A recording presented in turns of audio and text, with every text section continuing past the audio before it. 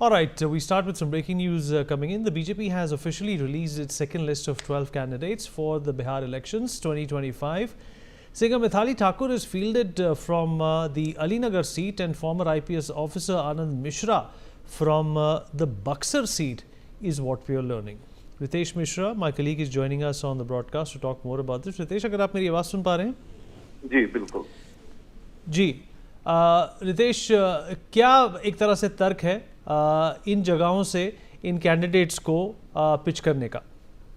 बिल्कुल, देखिए कि कल ही मैथिली ठाकुर ने ऑफिशियली बीजेपी की सदस्यता ग्रहण की और आज मैथिली को दरभंगा के अलीनगर से टिकट दे दिया गया है। सबसे बड़ी बात है कि मैथिली की अपनी फैन फॉलोइंग है और जिस कास्ट से आती हैं वो फैक्टर दरभंगा के लिए काफी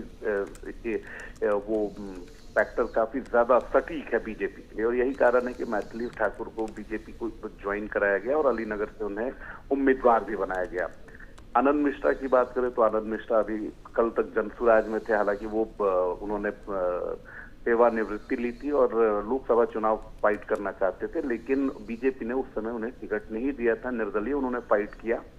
अब बीजेपी में वापस आए और बीजेपी ने उन्हें बक्सर से उम्मीदवार बनाया है। बक्सर से उम्मीदवार बनाने के पीछे की वजह यह है कि आनंद मिश्रा की फैन फॉलोइंग युवाओं में काफी ज्यादा है। इसके अलावा जो कास्ट फैक्टर है, ब्राह्मण जाति से आते हैं और बक्सर में ब्राह्मणों का बोलबाला है। बक्सर में उनके सामने कांग्रेस के उम्मीदवार होंगे और वो भी ब्राह्मण जाति से हैं, इसीलिए पूरे इक्वेशन को ध्यान में रखते हुए बीजेपी ने सेकेंड लिस्ट जारी की है ताकि कहीं से भी कोई जो उम्मीदवार है वो कम ना पड़े। हालांकि कई लोगों के टिकट भी काटे गए हैं। सुरेश शर्मा भूमिहार जाति के बड़े नेता माने जाते हैं, मुजफ्फरपुर से उनके टिकट को काट दिया गया है। मिश्री लाल यादव का भी टिकट काट दिया गया है। इसके अलावा रामसूरत राय जो हैं वो भी बीजेपी के कद्दावर नेता थे, यादव बिरादरी से आते थे, लेकिन उनके टिकट को इस बार काट दिया गया। उनके समर्थकों ने काफी हाय तौबा भी मचाया। तो लगातार अब देखिए कि चाहे वो जेडीयू हो, वो बीजेपी हो, एलजेपी हो, ये सभी अपने उम्मीदवारों की लिस्ट को जारी कर रहे हैं और इन सभी में सबसे ऊपर अगर देखा जा रहा है तो कास्ट फैक्टर देखा जा रहा है, उनकी फैन फॉलोइंग क्या है, किस तरह का उन्होंने काम किया है, ये सारी चीजें देखी जा रही हैं और उसके बाद फिर जो है टिकट दिया जा रहा है, सिंबल बांटे जा रहे हैं। जी रितेश, आप बने रहिए हमारे साथ। In the latest updates in the upcoming Bihar Assembly elections, Suheldev Bharatiya Samaj Party has released its first list of 47 candidates for the Bihar Assembly elections. BSP chief and former Uttar Pradesh Chief Minister Mayawati will address a crucial meeting of the party's state-level office bearers in Lucknow on the 16th of October. The party has in fact made this statement just recently. Ritesh, Mayawati भी यहाँ पे कुछ फरमाएंगी, क्या हो सकता है ये? तो देखिए, कोई भी चुनाव हो, मायावती के जो उम्मीदवार हैं बिहार में वो फाइट करते हैं। मायावती के ही विधायक थे पिछले चुनाव में 2020 में। मायावती ने बिहार के जो अल्पसंख्यक कल्याण मंत्री हैं जमा खान, उन्हें अपने सिंबल पर बिहार में उतारा था, लेकिन बाद में वो उन्होंने नीतीश कुमार की पार्टी को ज्वाइन किया और फिर उन्हें मंत्री पद दे दिया गया। तो मायावती कोई भी चुनाव हो, वो लोकसभा चुनाव हो, वो विधानसभा का चुनाव हो, अपने उम्मीदवारों को यहाँ पर वो टिकट देती है और पूरी जितनी भी विधानसभा सीट से मैक्सिमम पर उनके उम्मीदवार जो है वो फाइट करते हैं। और इसके पीछे की वजह ये है कि यूपी और बिहार दोनों पड़ोसी राज्य हैं और मायावती का ये रहता है कि सभी चुनाव में उनके अगर प्रत्याशी उतरते हैं, चलिए वो जीते ना जीते, कितना वोट उन्हें आता है उससे कोई मतलब नहीं है, लेकिन पार्टी जो है वो जीवंत दिखेगी। लगेगा कि हाँ, पार्टी जो है ना सिर्फ उत्तर प्रदेश में बल्कि बिहार में भी वो काम कर रही है। कम से कम बीएसपी की बात होगी, जैसे अभी हम बात कर रहे हैं बीएसपी की। तो इस वजह से मायावती कोई भी चुनाव हो, बिहार में उनके पार्टी के लोग उतरते हैं। हालांकि कोई सफलता उन्हें नहीं मिल पाती है। लोकसभा चुनाव में भी पार्टी ने बक्सर से उतारा था अनिल कुमार को, उनकी करारी हार हुई थी, लेकिन उनकी वजह से भी बीजेपी प्रत्याशी की वहां पर हार हो गई थी। एक फैक्टर वो भी रहे थे। तो मायावती ये सारी चीजों को जानती है। हालांकि किसी के साथ उनका अलायंस नहीं होता है, अपने उनके उम्मीदवार होते हैं, लेकिन उसके पीछे की वजह ये होती है कि उनका संगठन जो है उसमें रफ्तार रहे, संगठन के बारे में लोग चर्चा करें और ये एक मैसेज जाए कि बीएसपी ना सिर्फ उत्तर प्रदेश की पार्टी है बल्कि बीएसपी अन्य राज्यों में भी उसका संगठन है। रितेश, आप जुड़े रहिए हमारे साथ। The Lok Janshakti Party has released its list of 14 candidates. Ramvilas Paswan, former Minister of Communications, has also made a statement on announcing the list of candidates. He said And I quote, heartfelt congratulations and best wishes to all the candidates announced for the Bihar legislative election to 2025 under the guidance and direction of the National President of Lok Janshakti Party Ram Vilas and Honorable Union Minister Shri Chirag Paswan ji. Ritesh, उत्साह दिखाई दे रहा है LJP में जब से इन seats की घोषणा की गई है। अब बिल्कुल आप देखिए कि चिराग पासवान तो सबसे ज्यादा फायदे में रहे। चिराग पासवान की पार्टी का कोई भी विधायक बिहार में नहीं है। 2020 में उन्होंने एनडीए के खिलाफ ही अपने उम्मीदवार उतार दिए और कोई उनके पार्टी से कोई विधायक तक नहीं बन सका। लेकिन 2025 के चुनाव में देखिए कि चिराग अड़े रहे। पहले तो बीजेपी 22 से 25 में ही निपटाना चाहती थी, लेकिन चिराग अपनी जिद पर अड़े रहे कि उन्हें 30-35 सीटें चाहिए और देखिए कि 35 सीटें तो नहीं मिली, लेकिन 29 पर चिराग जाकर माने। इसके बाद देखिए कि कई मनमाफिक जो सीटें हैं उस पर चिराग ने दावा ठोक दिया। हालांकि इसको लेकर नीतीश कुमार की नाराजगी भी निकलकर सामने आई और नीतीश कुमार ने फिर जिन सीटों को चिराग ने डिमांड किया था उन सीटों पर अपने प्रत्याशियों को उन्होंने सिंबल दे दिया। लेकिन बाद में नीतीश कुमार भी उन्हें मना लिया गया। बीजेपी का जो शीर्ष नेतृत्व है उसने नीतीश कुमार को मनाया, उन्हें सारी चीजों को समझाया, जानकारी दी कि क्या फैक्टर थे जिसकी वजह से चिराग पासवान को कितनी सीटें दी गई, मनमाफिक सीटें दी गई। तो चिराग पासवान भी अब मान चुके हैं। चिराग पासवान अपने कैंडिडेट्स को सिंबल भी बांटना उन्होंने शुरू कर दिया है। 14 प्रत्याशियों की लिस्ट उन्होंने जारी कर दी है और सबसे बड़ी बात है कि इसमें उनका जो भांजा है यानी चिराग पासवान की जो बड़ी बहन है उनके बेटे को भी टिकट दी गई है। इसके अलावा कई जो पार्टी के चेहरे हैं, बड़े चेहरे हैं, चाहे राजू तिवारी की बात करें, गोविंदगंज से उन्हें टिकट दी गई है। पार्टी के जो प्रदेश उपाध्यक्ष हैं संजय सिंह, उन्हें महुआ से जिम्मेदारी दी गई है और कई ऐसे नाम हैं जिन पर पार्टी पूरी तरीके से भरोसा कर रही है और इन सभी लोगों को सिंबल दिया जा चुका है। ये सभी लोग कल नॉमिनेशन भी फाइल कर देंगे। इसके अलावा अगर बात करें तो बाकी के जो प्रत्याशी हैं यानी 14 लगभग 11 जो प्रत्याशी हैं उनको भी सिंबल अगले 1 से 2 दिनों में दे दिया जाएगा और उसके बाद फिर वो नॉमिनेशन की तैयारी में जुटेंगे। रितेश, हमारे साथ जुड़ने के लिए आपका बहुत बहुत धन्यवाद। All right, fresh fighting has broken out alongside the Afghanistan-Pakistan border, with each side accusing the other of initiating deadly clashes. Pakistan's military has said its forces had killed 15 to 20 Afghan Taliban and injured many in Spin Boldak border district. A Taliban government spokesperson said that 12 Afghan civilians had been killed and more than 100 wounded by Pakistani firing. Numerous Pakistani soldiers had been killed. He added that none of the deaths could be independently verified. Violence between the neighbors has flared since explosions rocked Afghanistan last week, which Kabul blamed on Islamabad. The Taliban deny claims it is harboring militants targeting Pakistan. Ajay Jandyal, my colleague, is joining us on the broadcast to talk more about this. Ajay, well, it seems that the back and forth accusation between both the countries still continue. We are still unable to figure out as to who's saying what and how to verify it. The Pakistanis are claiming it's the TTP, which is being funded and supported by Afghanistan, is doing the damage, whereas the Afghans say that the Pakistani army is being overly aggressive. Now, how is this information actually beneficial to analyze what's going on? See, we need, fresh clashes erupted between Afghanistan and the Pakistani forces, and according to information, Pakistan have launched massive airstrikes in Kabul and especially in the residential area, which resulted into several casualties as well. My sources are saying that there are, a number of casualties in Pakistani airstrike in the civilian areas, and visuals what we have shared with, we are sharing with the people that clearly shows that how the fire is going on in a building, and there are a number of areas with where this shells with Pakistani Air Force have fired that have landed, and which resulted into casualty and injuries to the civilians as well.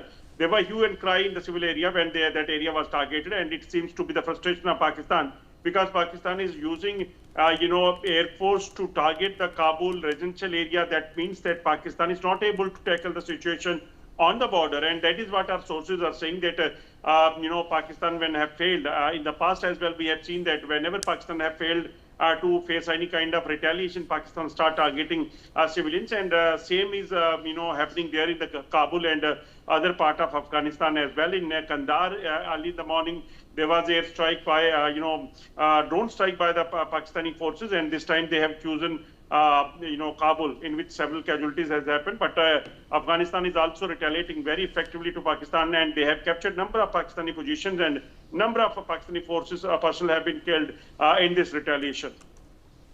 Ajay, stay with us. Pakistan and Taliban regime in Afghanistan have agreed to cease fire for the next 48 hours on Wednesday. And this has been, in fact, just recently reported.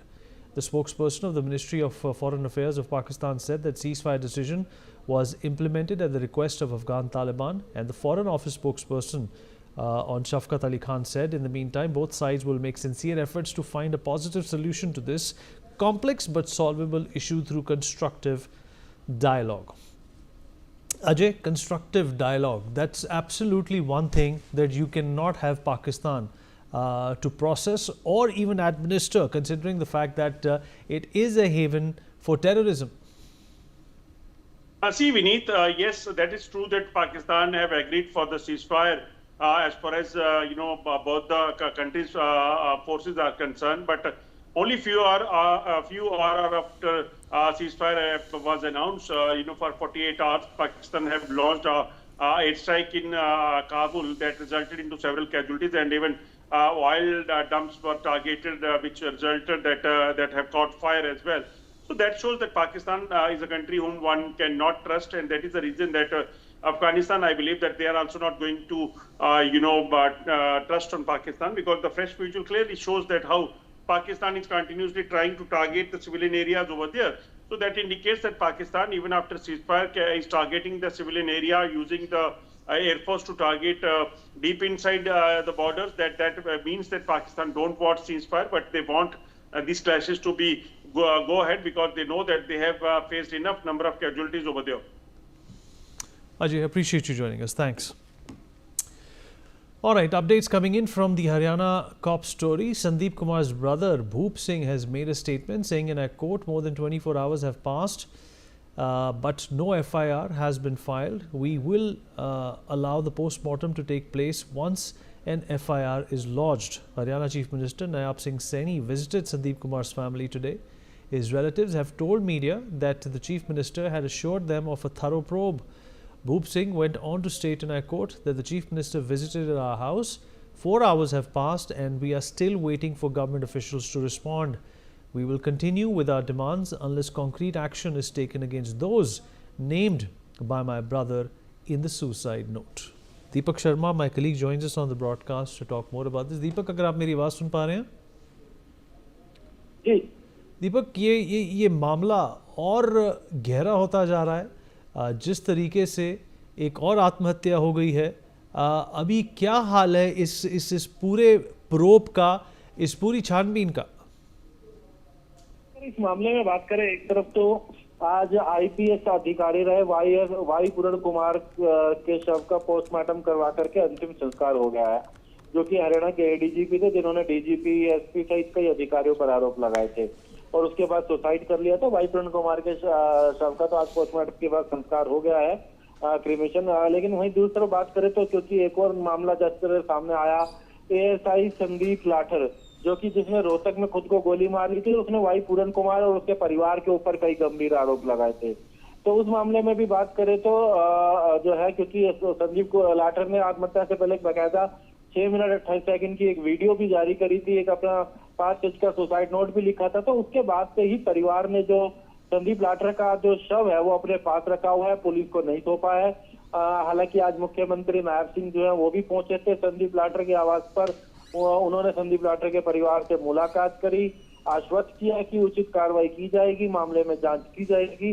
लेकिन परिवार का कहना है कि जब तक जो है आईपीएस, जो अगर बात करें वाई पूरण कुमार की पत्नी आईएएस अधिकारी अवनीत कुमार जो है गिरफ्तार नहीं होती, तब तक वो शव नहीं देंगे। हालांकि इस वक्त भी हरियाणा पुलिस के अधिकारी, इसके अलावा जो है इस वक्त मौजूद है संदीप कुमार के परिवार के साथ, जो कि वहां पर बात कर रहे हैं। सहमति बनाने का प्रयास किया जा रहा है कि किसी तरीके से जो संदीप का परिवार है, वो जो संदीप का शव है वो प्रशासन को सौंप दे, ताकि प्रशासन संदीप के शव का पोस्टमार्टम करवा करके आगे की कार्रवाई कर सके। तो ऐसे में फिलहाल अभी भी परिवार की सीधे तौर से अगर बात करें तो मांग है परिवार की, संदीप के परिवार की, कि इस मामले में आईपीएस अधिकारी रहे वाई पूरण कुमार, उनकी पत्नी अवनीत और उनके अन्य जो लोग हैं उनके साथी, उनके खिलाफ मुकदमा दर्ज करके कार्रवाई की जाए। दीपक आप रहिए हमारे साथ। More updates in this story are coming in. The family of the deceased, Sandeep Kumar, have refused to hand over the body to the state police for a post-mortem until their demands are met. In a 3-page suicide note and a 6-minute video, Sandeep made serious allegations of corruption and caste-based harassment against senior IPS officer Puran Kumar and his subordinates. The family is demanding that the police register a first information report and FIR against those named in the suicide note. Until this is done, they have refused to allow the post-mortem to proceed. दीपक, नायब सिंह सैनी जो मुख्यमंत्री हैं उन्होंने भी बातचीत की परिवार से, और वो एफआईआर जब तक नहीं होती है वो पोस्टमार्टम की जो प्रक्रिया है उसको नहीं होने देंगे। कैसे तोड़ा जाएगा इस स्टेलमेट को? देखिए, हालांकि प्रशासन की तरफ से अभी परिवार को ये जानकारी दी गई है, संदीप सिंह जो एएसआई था उसके परिवार को जानकारी दी गई है कि रोहतक के सदर पुलिस स्टेशन में एफआईआर दर्ज की जा रही है। एफआईआर दर्ज की जा रही है इस मामले को लेकर के, जो कि परिवार को प्रशासन ने जानकारी दी है। लेकिन परिवार का कहना है संदीप सिंह के कि सबसे पहले तो वो एफआईआर की कॉपी दी जाए। इसके अलावा जो जिनके ऊपर आरोप परिवार ने लगाया या सुसाइड नोट में जिनका नाम है, जिसमें वाई पूरण कुमार की पत्नी अवनीत है, उनके वाई पूरण कुमार के साले जो कि आम आदमी पार्टी के विधायक है पंजाब से, उसका नाम भी है कि उनकी गिरफ्तारी हो। उसके बाद परिवार जो है शव जो है संदीप का वो प्रशासन को सौंपेगा। तो पुलिस प्रशासन से सीधी सी मांग परिवार के लोगों की है कि इस मामले में एफआईआर दर्ज की जाए, आरोपियों की गिरफ्तारी हो। उसी के बाद परिवार के द्वारा जो संदीप का जो शव है एएसआई का वो प्रशासन को सौंपा जाएगा पोस्टमार्टम के लिए। तो प्रशासन की टीम अधिकारी अभी भी मौजूद है संदीप के आवास पर, जो परिवार के साथ चर्चा चल रही है सहमति की, ताकि परिवार सहमत हो सके इस पूरे मामले को लेकर के और संदीप के जो शव का पोस्टमार्टम हो सके। जी, जानकारी के लिए, हमारे से जुड़ने के लिए आपका शुक्रिया। Well, after violent protests erupted outside Buxa district jail in Assam after 5 were accused in Zubeen Garg death case, Assam Chief Minister Himanta Biswa Sarma has condemned protesters hurling stones at vehicles carrying the accused to Buxa Central Jail, saying political parties are trying to incite violence in Assam by provoking Zubeen's fans. Let's listen into what the CM said. আজি বাস্কাৰ কাৰাগাৰৰ সন্মুখত যি ঘটনা ঘটিছে C সঁচাকৈয়ে অত্যন্ত দুখজনক আৰু আমি সকলোৱে অত্যন্ত মনো কষ্ট পাইছোঁ। কাৰণ অসমৰ দৰে এখন সভ্য দেশত বা ভাৰতৰ দৰে এখন সভ্য দেশত ন্যায় প্ৰদানৰ প্ৰক্ৰিয়া সম্পূৰ্ণ কৰাৰ বাবে আদালতৰ ওপৰত আমি সদায় আমাৰ বিশ্বাস ৰাখিবই লাগিব।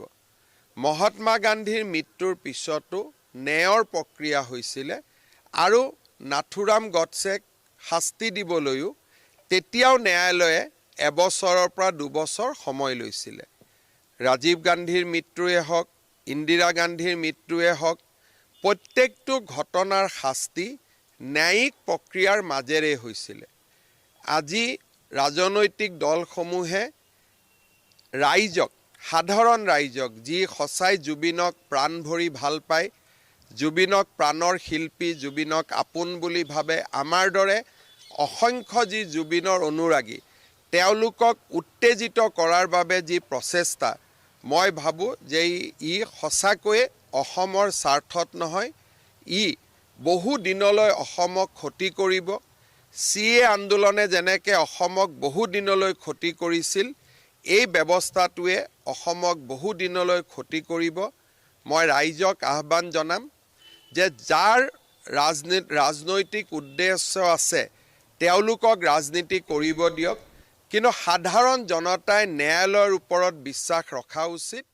আৰু Nibir, my colleague, is joining us at the broadcast to talk more about this. Nibir, obviously, there is a certain level of politicization that's happening after Nibir's death, and any chief minister or any administration will have a problem with that.